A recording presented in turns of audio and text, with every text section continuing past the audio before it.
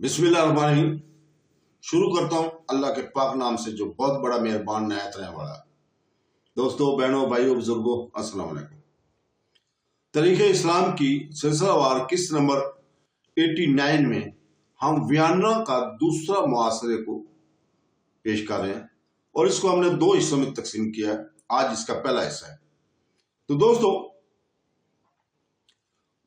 मुल्कों, तहजीबों और समाजों का अरूज जो जवाल एक ही रात में नहीं बनता।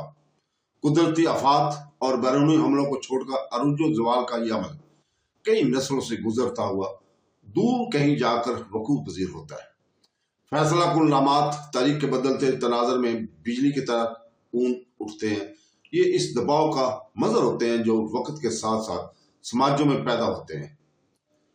और इसमें अगर कोई 1683 में इस्तांबुल में होता तो सुल्तानत उस्मानी के अजीम शान वसत और रफत को देखकर हैरत ज़दा रह जाता। कई बड़े आजम पर फैली हुई यह हुकूमत किसी भी सुल्तान से कहीं ज्यादा बड़ी थी। यूरोप में ये वियना की दहलीज तक पहुंची हुई थी। इसमें Hungary, Romania, Bosnia, Croatia, Serbia, Montenegro, Albania, Bulgaria, Macedonia, यूनान और पोलैंड, यूक्रेन और रूस के कई हिस्से शामिल थे। इधर एशिया में अनातोलिया, अजरबैजान, इराक और बहर फारस के इलाके, अरब, यमन, शाम, फलस्तीन, इसराइल और लबनान के परे इसकी सरहदें फैली हुई थी। फिर स्विस से शुरू होकर शुमाली अफ्रीका में फैलते हुए मिस्र, लीबिया, ट्यूनीसिया और अल्जीरिया तक की अजीम सुल्तनत दराज थी। सिर्फ सैदी मराकश की जिसका सदर मुकाम मराकश था, उस्मानिया सुल्तानत का बहरा अकानूस और अमेरिका से अलग करता था। सारा आलम इस्लाम स्वाय ईरान के सफियों के उस्मानिया के खिलाफत के दावों को तस्लीम करता था। हिंदुस्तान के मुगलों, सूडान और मशरकी अफ्रीका की अमारतों में इसके सफीरों को एक आला और खुसूसी दर्जा हासिल हो गया था। यूरोप के बादशाह तुर्की के सुल्तान से तिजारत और खुशनुदी का परवाना हासिल करने के लिए दरबार के चक्कर लगाया करते थे। उस्मानी के बहरी जहाजों की समुद्रों पर हुक्मरानी थी। मलेशिया, इंडोनेशिया के करीब आबनाए मलाक्का तक इनके जहाज की तजारती गश्त लगाया करते थे। तो पीस गोला बारूद मुख्तलिफ ममालिक को सप्लाई किया करते। इसका सदर मुकाम इस्तांबुल था। यहाँ मुख्तलिफ मज़ाहब, रंगों, नस्ल के लोग आबाद थे। ये दुनिया का सबसे बड़ा शहर था। इसकी आबादी 10 लाख से तजावुज़ कर चुकी थी। मुसलमान, कट्टर, ईसाई, यहूदी और आर्मानियन यहाँ आपस में मिलजुल कर अमन और अमान से रहा करते थे। हर एक अपने अपने मजहबी सोल कोड के मुताबिक जिंदगी गुजार रहा था। मजहबी आज़ादी की मुकम्मल जमानत दी गई थी। सल्तनत में ज़रई ज़मीनात के तवील अरसे फैले हुए थे। यूरोपी तुर्की में रुमलिया तो इधर इराक, शाम और मिस्र जैसे जरखेज इलाके इसमें शामिल थे। हुकूमत को 32 सूबों में तकसीम किया गया था। हर एक का गवर्नर होता था जिसे इस ओहदा के मुताबिक पाशा या बे कहा जाता था। कई सूबा जात को मिलाकर इन्हें एक गवर्नर जनरल यानी बगलर बे के मतहत दिया जाता। हर एक सूबा को कई जिलों में तकसीम किया गया था। हर जिला का नाज़िम आला सगन बे होता था। इसकी जिम्मेदारी यह भी होती थी कि हंगामी हालात में गवर्नर को एक मखसूस तादाद में फौजी फराहम करे। इस तरह इंतजामी और फौजी नज्म नस्क दोनों के यकजा कर दिए जाने से इंतजामिया चाकचौबंद हो रह कर काम कर रहे थे।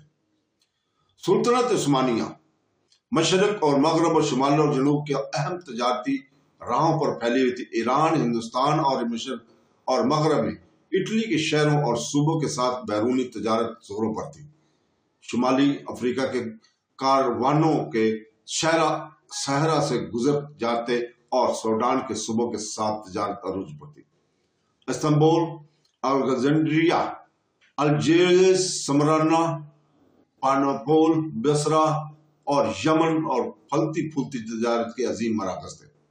ज़राअत और तजारत से वसूल किया जाना जमीनात के मालिक हुकूमत थी जो किसानों को ज़राअत करने के लिए देती और फौजी उमरा को भी दिया करती थी ताकि वो हुकूमत के लिए फौज और घोड़े तैयार करके सप्लाई कर सके। ये फौज और घोड़े इसी तनासब से तैयार होते जिस हिसाब से कि इन्हें जमीन दी जाती दस्तकारी को पेशा वराना अंजुमनों और अदारों से वाबस्ता किया जाता। अब पेशा वराना अदारों के मेंबर अक्सर सूफियों के जावियों से वाबस्ता रहते। इस तरीका से इस बात को यकीनी बनाया गया कि अक्सादी और समाजी माशरती माहौल दोनों में दस्तकारों की नुमाइंदगी रहे। उस्मानिया सुल्तनत एक इस्लामी हुकूमत थी जहाँ शरीयत की हुक्मरानी थी। हालांकि उस्मानिया हनफी फिका पर अमल करते थे, लेकिन चारों फिका के मुसल्लकों की कानून की नजरों में यकसा अहमियत हासिल थी। हालांकि ईरान की सफ़वी हुकूमत इनकी हरीफ थी, वो असना अशरी मसलक के मानने वाले थे। इसके बावजूद उस्मानियों ने अदल और एहसान का सबक याद करते हुए इनकी तादबीर हवा रखा और सलूक बरकरार रखा। इस्तांबुल के मुफ्ती आजम को शेख उल इस्लाम का खिताब दिया गया था। इस ओहदा पर फैज शख्सियत सुल्तनत की बड़ी ताकतवर हुआ करते थे। हालांकि ये ओहदा सिर्फ सुल्तान के मेहरबानियों से ही मिल करता था। अहम कानूनी साजिश और ऐलान जंग के लिए मुफ्ती आजम की मर्जी जरूरी थी। मकामी सतह पर काजी महकमा इंसाफ संभालते थे। मदरसे, रास्ते, नहरें और दूसरे अवामी रफा के काम संभालने की जिम्मेदारी महकमा वक्फ पर थी। इस फर्ज मनसूबी को निभाने में जावियों को भी रहनुमाई हासिल की गई थी। तो दोस्तों, फौज सुल्तनत के इत्तेहाद को बरकरार रखते थे। रूम के गाजियों के इब्तदाई दौर से ही इस फौजी अदारे को बड़ी इज्जत और तौकीर हासिल थी। बायजीद अव्वल, जिसका इंतकाल 1402 में हुआ, के दौर से ही तैयारी की हालत में रहने वाली फौज में मफ्तूहा इलाकों के नौजवानों को भर्ती किया जाता था। ये नौजवान जो फौज में आए, इन्हें लटपट में ही मफ्तूहा ममालिक से उस्मानिया इलाकों में लाया जाता। इन्हें फनून हरब और सिपाहगिरी की तालीम दी जाती, इस्लामी असूल से रोशनास किया। फिर मुकम्मल तैयारी के बाद फौज में दाखिल किया जाता। यही वो जान निसार थे जो यूरोप के बेहतरीन फौज कहलाती, जिन्होंने पूरे 300 सालों तक अपना दबदबा बरकरार रखा। सन 1683 में तैयारी की हालत में रहने वाले फौज के मरकजी हिस्सा में 1,20,000 जान निसार जवान थे। इस फौज की कारकर्दगी को अक्सर औकात दूसरी खास अफवाज की अनफरादी कुव्वत भी हासिल होती। इससे इनकी कारकर्दगी में और इजाफा होता। ये सियासी सूबाई गवर्नरों से फराहम होते थे। हर सिपाही का ये फर्ज था कि वो अपना घोड़ा और असला रखे और इसके अखराजात इन जमीनों की आमदनी से पूरे किए जाते थे जो कि इन्हें सरकार की जानब से मिला करते थे। सुल्तनत में 1 लाख से ज्यादा सिपाही थे। इनके अलावा जब भी जरूरत आन पड़ती, क्रीमिया के तातार 30,000 सिपाही फराहम कर देते थे। सुलेमान आजम, जिनका इंतकाल 1565 में हुआ, सुल्तानत को ऐसी इंतजामी और अदारा साजी की वरान की थी जो आने वाली सदी में भी उस्मानी के लिए बहुत ही कारआमद साबित होने वाली थी। इसके जानशीनों ने इन अदारों को ज़वाल पजीर कर दिया। इस तरह के 1683 के आते आते सारी सुल्तानत एक ऐसे पुराने ओक के दरख्त की मानंद हो गई थी जिसे अंदर से घुन लग गया हो।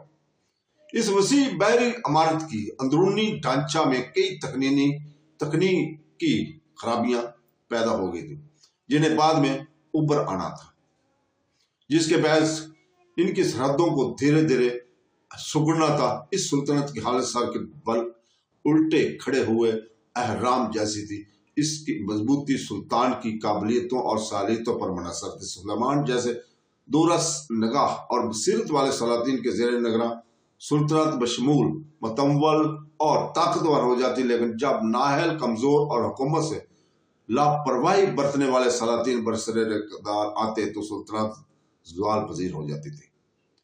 सुलेमान आजम के बाद आने वाले 100 साल दौर में जब अहम नजर दौड़ाते हैं तो एक बात साफ नजर आती है, अक्सर सलातीन ने अच्छी हुकूमत और कारकर्दगी की बेहतर सलाहियत का मुजाहरा नहीं किया।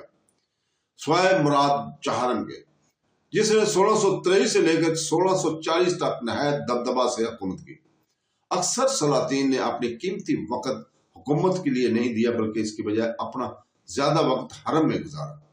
इस तरह हरम बजाय खुद इक़्तिदार का मरकज बन गया। मगर जहां सुल्तान की माँ और बीवियां इक़्तिदार हासिल करने की कोशिश करने लगी, हरम का नगरान ख्वाजा सरा हरम और दरबार के दरमियान मरासलत का अहम कारंदा बन गया था।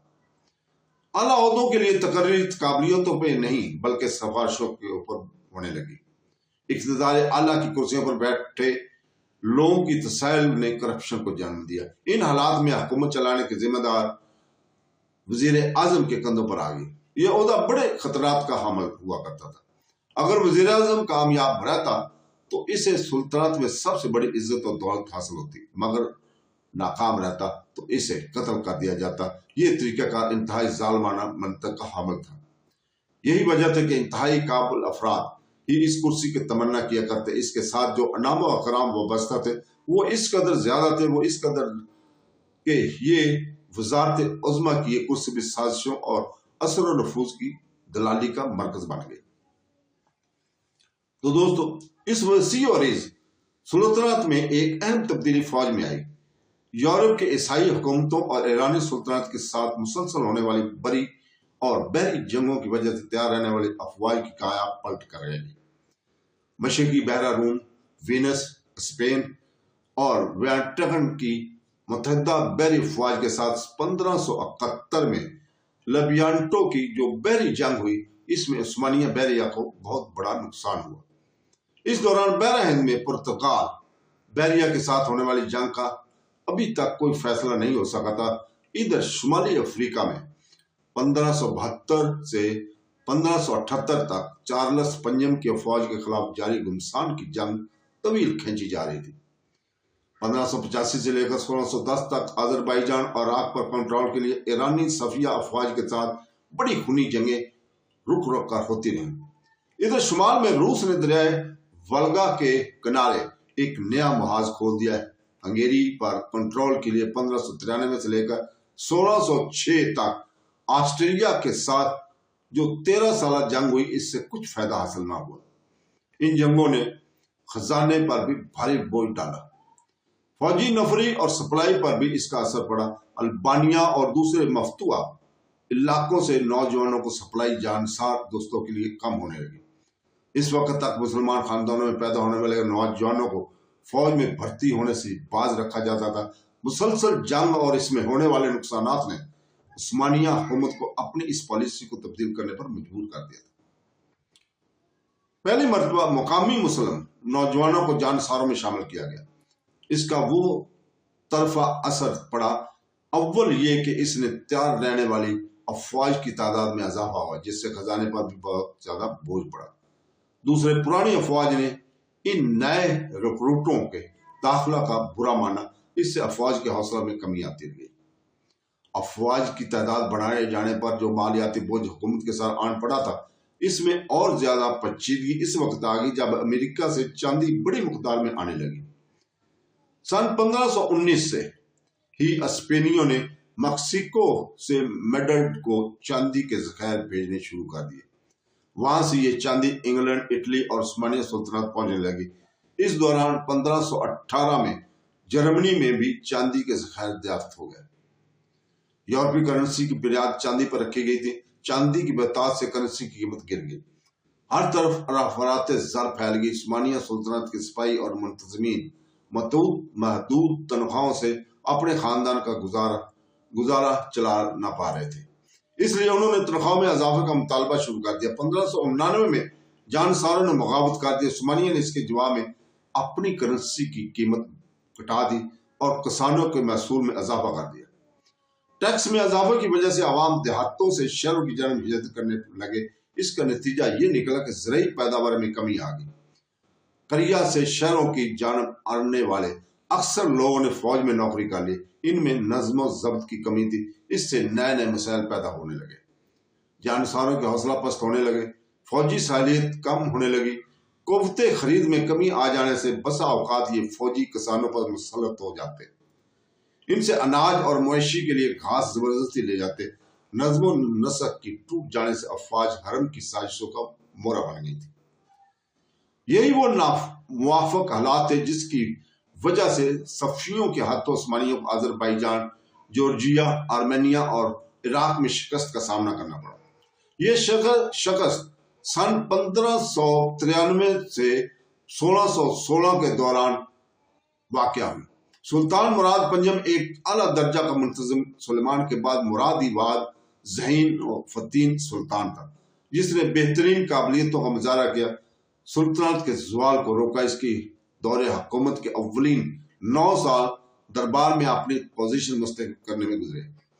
اس دوران اس نے اس کے اقتدار کو چیلنج کرنے والے مختلف مراکز کا خاتمہ کر دیا، ملک کے انتظامیہ کو سیدھے اپنے ہاتھ لیتے ہوئے مختلف صوبوں کی بغاوت کو کچل ڈالا۔ پھر 1635 میں تبریز اور 1638 میں بغداد پر دوبارہ قبضہ کر لیا۔ جیسے صفویوں نے عثمانیہ سے چھین لیا تھا، ایران کے ساتھ ایک طویل جنگ چھڑ گئی۔ اس جنگ کے خاتمہ پر بغداد سلطنت عثمانیہ کا ہی ایک حصہ بنا رہا، جبکہ 1639 میں تبریز ایرانیوں کے ہاتھ چلا گیا۔ 1639 میں دونوں حکومتوں کے درمیان ایک دوحاب کا معاہدہ ہوا، اناطولیہ اور ایران کے درمیان سرحدوں کا تعین ہوا۔ یہ سرحدیں لگ بھگ وہی ہیں جو کہ جدید ترکی کی ہیں۔ کسانوں اور تاجروں کو ڈاکوؤں سے نجات دلانے کے لیے اس نے عدالت نامہ جاری کیا۔ یہ حکم 19ویں صدی تک عثمانیہ سلطنت میں جاری رہا۔ 1640 میں سلطان مراد کا انتقال ہو گیا۔ تو دوستو، اس کے ساتھ ہی ہم اجازت چاہتے ہیں۔ اس کا دوسرا حصہ کل انشاءاللہ تعالی ہم قسط نمبر 99 میں پیش کریں گے۔ اللہ حافظ۔